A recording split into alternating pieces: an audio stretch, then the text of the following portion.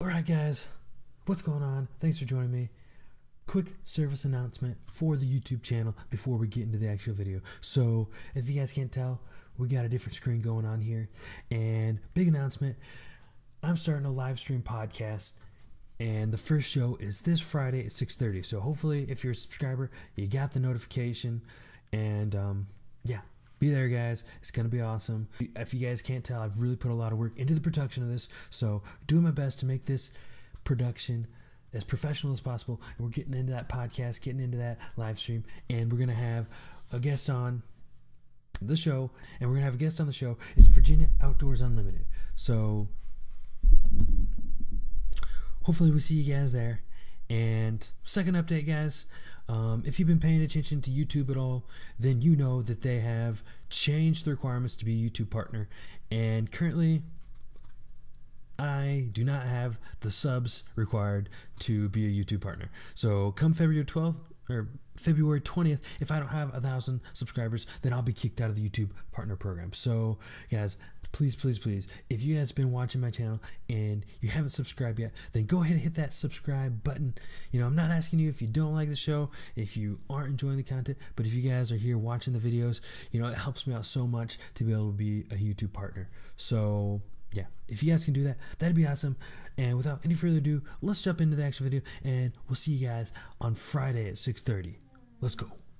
What's going on, guys? Thanks for joining me again today on another episode of Duck Gun Chronicles. So this late season, we were able to slay tons of ducks, get out there in the bitter cold, and just put a smack down on all those mallards. So, you know, I thought I'd make a video and give you guys my tips and tactics to stay out there longer, to stay out there and get out there when it's super cold, and get on some limits. So let's get on to the video. This season, it's been just super cold, and you know, out there in minus 18-degree weather, you know, 3 days in a row we're sub-zero and we're out there hunting. And guys, there wasn't a lot of waterfowlers out there. I didn't see anybody, and I was out in public land. You know, opening day when it's 40 degrees, and you know, the duck hunting is not the best. I mean, opening day, that's a bad example because opening day is usually pretty good.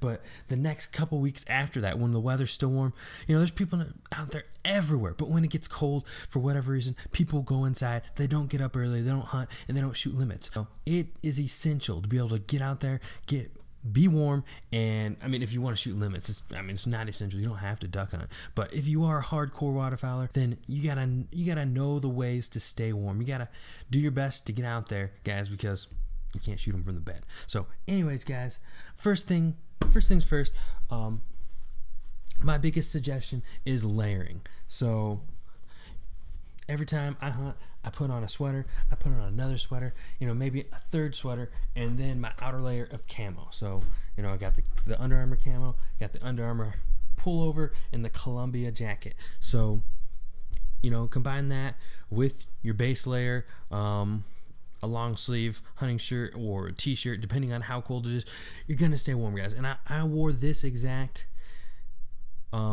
amount of layers when it's minus 18 degrees, and you're not going to get cold. You're not going to get cold in your core. So, you know, layering, that's good. And I got the Under Armour, what do you call these, long johns, leggings, whatever you want to call them, you know, the stretchy thermal kind of material, and it does wonders. So, you know, that's your base core. And so important, get all that, let's go. The next thing that I would suggest is some awesome wading socks. Now, these are actually made for fly fishing. They're the Sims wading socks, and they're super thick, super thermal, and they're made out of merino wool. So that is my number one suggestion on thermal socks. If you're not wearing wool, if you're not wearing merino wool, then you're doing it wrong, because other socks just don't compare in my experience. So, you know, definitely with that. And then an added bonus, on the even colder days, you know, I wear a thin pair of socks under those, and I take the hand warmers, some Scotch tape, put the thin socks on first, take the hand warmers, tape them onto my toes, put the thermal socks over them, and then get those suckers in the waders, and you're good to go. You're gonna stay warm all morning long. Third tip, guys, third way to stay warm is get yourself a really good pair of hunting gloves. Now, there's a lot of hunting gloves out there that are waterproof, that are for hunting, and from my experience, they don't last. They get holes.